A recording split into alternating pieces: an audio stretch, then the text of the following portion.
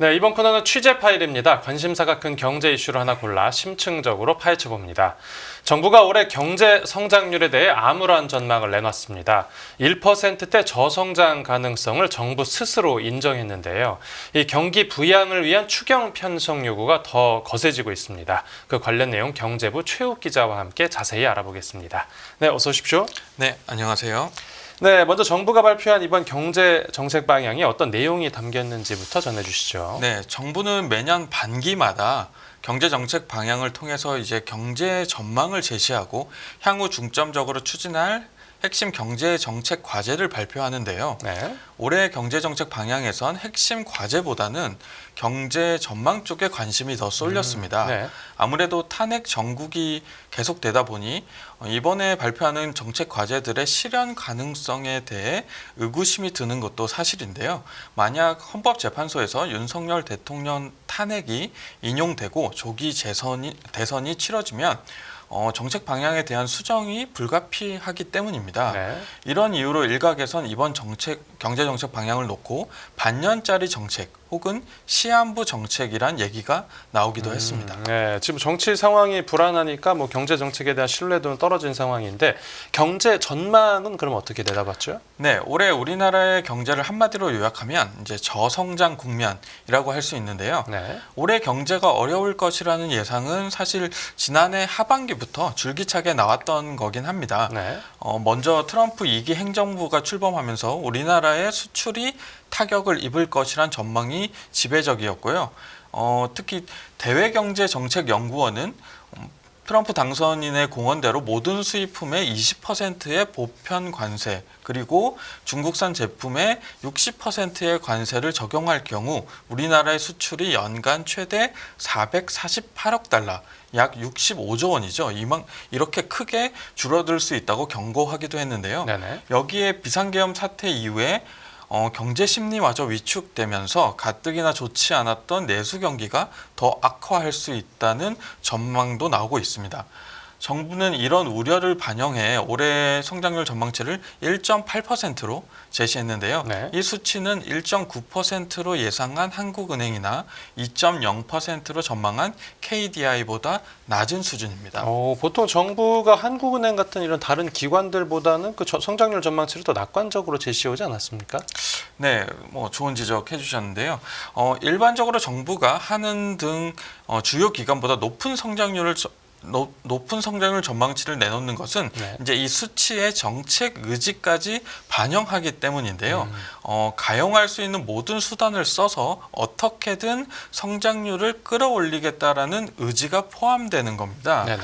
이번 성장률 전망치에도 경기 보강을 하겠다라는 정부의 의지는 반영돼 있습니다. 네. 다만 한은과 KDI가 전망치를 발표한 시점은 지난해 11월이었고요.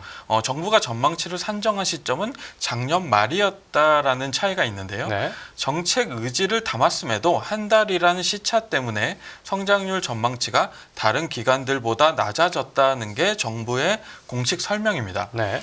정부는 탄핵 등 정치 이벤트가 성장률 자체에는 영향이 제한적이라고 밝혔지만 비상계엄 선포 이후 확대된 정치적 불확실성이 전망치를 끌어내렸다라는 점을 부인하긴 어려울 것 같습니다. 네, 그렇군요.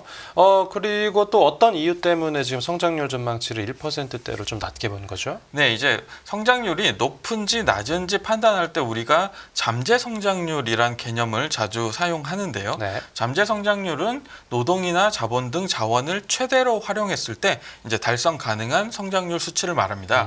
즉, 한 나라의 최대 성장 능력이다. 이렇게 이해하면 쉬운데요. 네. 보통 우리나라의 잠재 성장률은 2% 안팎이라고 얘기하는데 1.8%라면 잠재 성장률에도 못 미치는 성적표가 되는 겁니다. 네. 게다가 작년 7월 하반기 경제정책 방향 발표 당시에 제시했던 올해 성장률 전망치가 2.2%였는데요. 불과 6개월 만에 전망치를 0.4%포인트나 내렸다는 점도 주목해 볼 수 있습니다. 네. 이렇게 성장률을 낮춰 잡은 배경에는 수출 증가율 둔화가 있는데요. 작년까지 수출은 우리 경제를 지탱하는 버팀목 역할을 해줬습니다. 반도체, 자동차 등 주요 품목을 중심으로 수출이 호조를 보이면서 연간 수출 증가율이 8.2%에 달했는데요. 네네. 하지만 정부는 올해 수출 증가율이 1.5%까지 둔화할 것으로 예상했습니다. 네. 앞서 말씀드린 트럼프 2기 행정부의 통상 정책 변화를 가장 큰 리스크 요인으로 꼽고 있고요. 네, 이제 수출 증가율이 꺾일 걸로 보이고 그러면 내수 부문은 어떻게 진단했죠? 지난해 민간 소비를 비롯한 내수 경기가 워낙 안 좋았기 때문에 올해는 완만한 개선세를 보일 것으로 내다봤는데요. 네. 제가 여기서 주목하는 단어는 완만한입니다. 지난해 내수가 이제 바닥을 쳤으니까 이게 살아난다는 건 어떻게 보면 당연한 얘기인데요. 다만 가파른 회복세를 보이지 않고 완만하게 회복된다는 것 자체가 빠른 반등은 어렵다는 말로 해석됩니다. 네. 내수 부문 중에서 민간 소비는 올해 1.8% 성장할 것으로 내다봤는데요. 전체 성장률과 같은 수치니까 높은 증가율이라고 보긴 어려울 것 같고요. 네네. 또 설비 투자는 1.3% 늘어날 것으로 전망했습니다.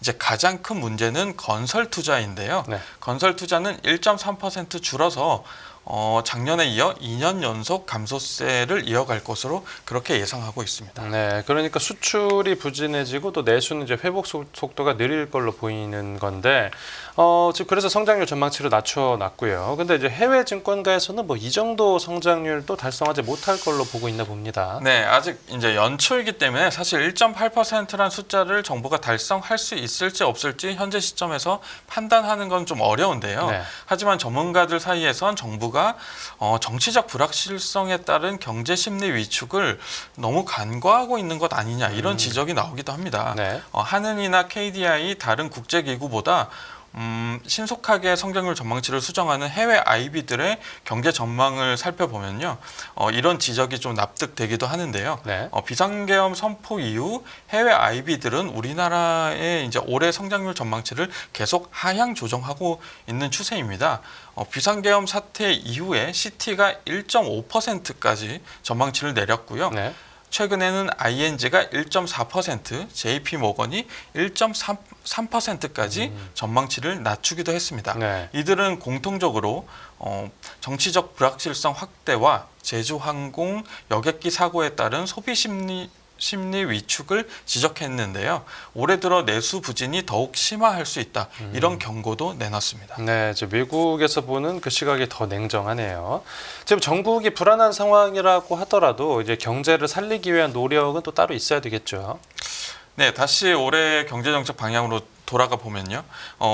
정부가 이제 경방 자료의 첫 부분에 언급한 것이 바로 획기적 경기 보강입니다. 네. 구체적으로 총 18조 원 규모의 공공부문 가용 재원을 총동원해서 경기를 이제 뒷받침하겠다.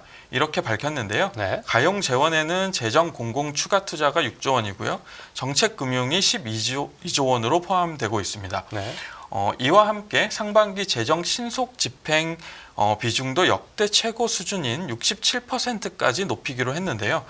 특히 85조 원 규모의 민생 경기 사업은 상반기에 70%를 집행하겠다고 발표했습니다. 네네. 제가 이제 장황하게 설명했지만 요약해 보면 정부가 끌어다 쓸 수 있는 돈은 모두 투자하고 편성해 놓은 예산은 상반기에 최대한 빠르게 집행하겠다 이렇게 밝힌 겁니다. 네. 그리고요. 네, 그리고 이제 경제 여건을 올해 1분기 중에 재점검해서 필요한 경우에는 추가 경기 보강 방안을 강구하겠다. 이런 여지도 뒀는데요.